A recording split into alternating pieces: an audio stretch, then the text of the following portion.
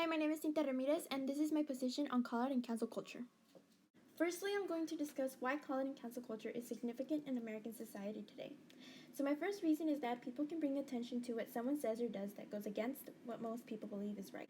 Also, calling out or canceling people gives people the ability to speak out about their point of view on a person's words or behaviors, and the ability to communicate their opinion on the topic that the called out and or canceled person responded to.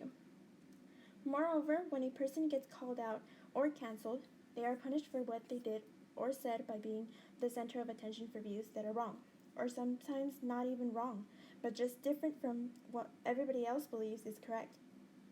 A fourth reason that explains the significance of call-out cancel culture is that participating in calling out and cancel culture allows people the same views as others to come together, even though it is solidarity created upon attacking someone else. And lastly, call-out and cancel culture humiliates people who are called or canceled out through harmful opinions or insults, which could ultimately lead to destroying those people's lives on a personal and even professional level. The objectives of this text is to establish my position on call-out cancel culture and support my argument through evidence and reasoning while persuading my audience that my position and I as retro are credible. Assumptions about my audience. My audience for this presentation is my RWS 200 class.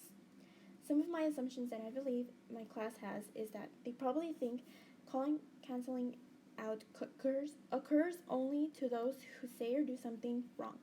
However, there are people who claim their beliefs which have no certain right or wrong answer. For example, if someone posts about supporting or going against abortion, there will be people who call them out. Yet there is no right or wrong answer for abortion. There is just highly polarized views, and this causes people to call each other out. Next, my classmates might believe that they have never called anybody out, but chances are they have, just not as severely and maybe not on social media as today's call-out culture exists. Thirdly, my classmates probably have their own position on call-out cancel culture that defines the culture as good or bad. Furthermore, my classmates might have heard of call-out cancel culture before we learned about it in class. Lastly, they might have known public shaming online existed, but they did not know it was called call-out cancel culture. Why do I claim these assumptions about my RWS 200 class? When we did activities for this topic in class, many of my classmates' answers demonstrated that they, for example, had an opinion about the topic and that they had not heard of the name call-out cancel culture, but they knew that shaming on social media happened. Additionally, I think my classmates and I share similar views about the topic. For example, I at first thought that calling people out was fair to show the accused what they are doing wrong. But this is not always the case because not everybody accused said or did something wrong. My position is that call-out cancel culture is not used to create positive change but for self-benefit. My first reason for my position is that people who call others out believe they are doing good in the eyes of others. For example, the article The Pitfalls of Call-out Culture by Michael O'Neill and others from Brown Political Review claimed that calling out injustices and systems of oppression is crucial in recognizing fighting against hatred and discrimination in society.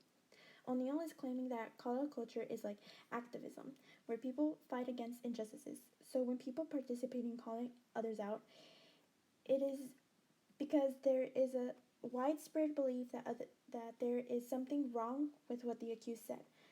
Therefore, when people call others out to claim ideas wrongful, they want to show they are creating positive change, that they're doing something good by pointing out what is wrong publicly. This means they are self-benefiting by calling others out to look like creators of positive change.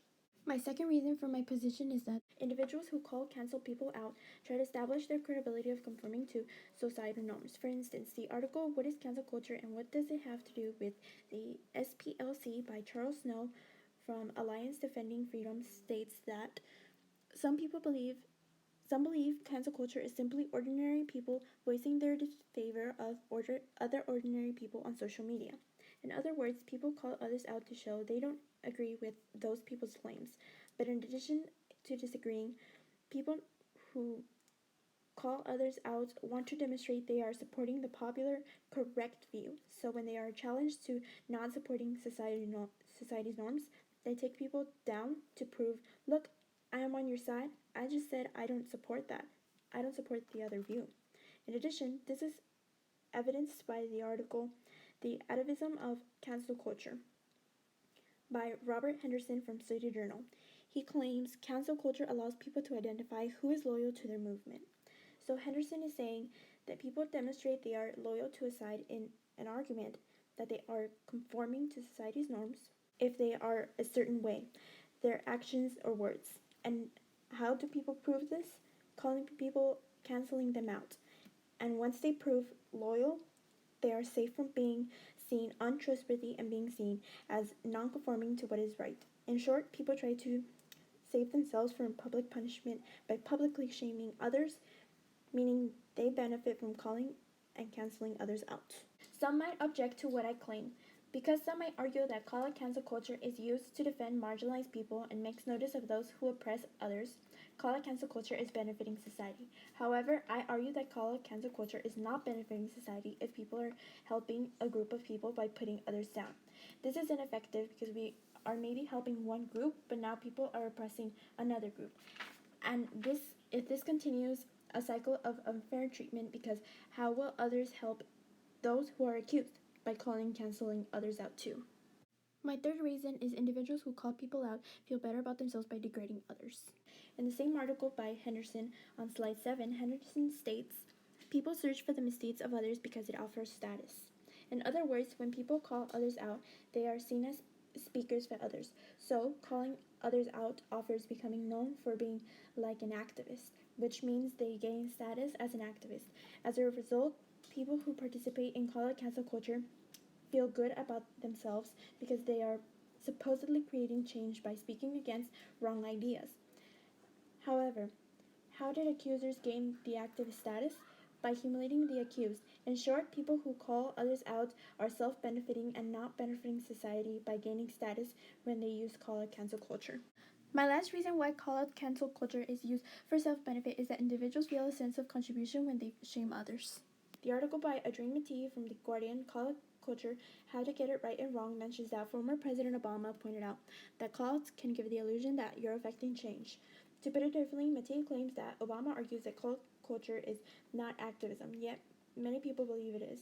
This is because people calling out others believe they are being advocates for society. They think that call-out cancel culture serves to stop wrongful views, and that doing this means they are spreading correct views. In fact, they are only ignoring differing views by degrading the person with the other view. I believe their sense of contribution is not what they believe positive change, but hatred. Therefore, once again, individuals who participate in call-out cancel culture are not helping society in a positive way. They are only self-benefiting by feeling that they have done something good for society, even though the results may be more harmful than good. The next two slides include sources that I used to create my credibility definition. One of my sources' definition of credibility is based on Book 1 of Rhetoric by Aristotle. Aristotle argues that credibility is formed by a person's character of morality and honesty. A rhetor's character must be formed in the text because the audience can not rely on using the rhetor's outside character for credibility. I also use credibility and trust of information in online environments, the use of cognitive heuristics by Miriam J. Metzger and Andrew J. Flanagan. The authors state that there are 5 details to check for credibility, which are accuracy, currency, coverage, authority, and objectivity. In addition, they also mention cognitive heuristics an audience can use to check a rhetor's credibility without much effort, which include self-confirmation, reputation, persuasive intent, consistency, endorsement, and expectancy violation. Ethos appeals to authority and credibility by Megan McIntyre and Jessica McKee. The authors state that rhetors should avoid fallacious ethos, which are appeal to authority, argument from false authority, argument from authority, appeal to anonymous authority, and ad hominem.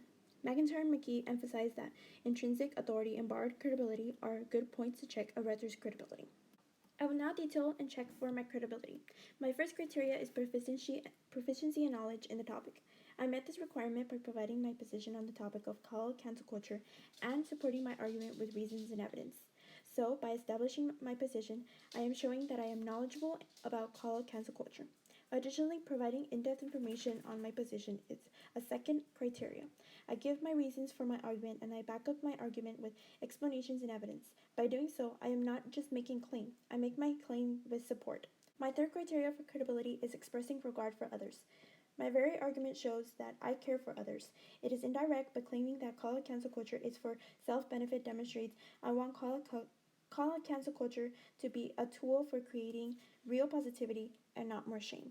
Furthermore, credibility can be proven by using information from reliable sources. Throughout my presentation, I give titles, authors, and names of websites. I also make sure to provide evidence from well-known websites such as The Guardian and sources that are .org, such as City Journal published by the Manhattan Institute. These sources can be checked for credibility by the audience. Lastly, my credibility definition consists of avoiding ad hominem. When I argue my main claim that call-out cancel culture is used for self-benefit, I don't attack those who shame others. Unlike their calling out and canceling, I condemn accusers' behavior and purpose of call-out cancel culture without attacking them as individuals through harsh language. I believe call-out cancel culture is significant to a broader audience because it benefits those who call out instead of bringing positive change for society. Call-out and cancel culture allows people to exercise their freedom of speech, but it does not allow those who are called out and canceled to exercise it. Call-out and cancel culture ruins people's lives, which shows it is an influential force. It is significant to a broader audience because it allows people to understand that call-out cancel culture is ineffective, regardless of many people's opposite views. Therefore, the audience should learn and teach others to expand positivity and emphasize growth. Thank you.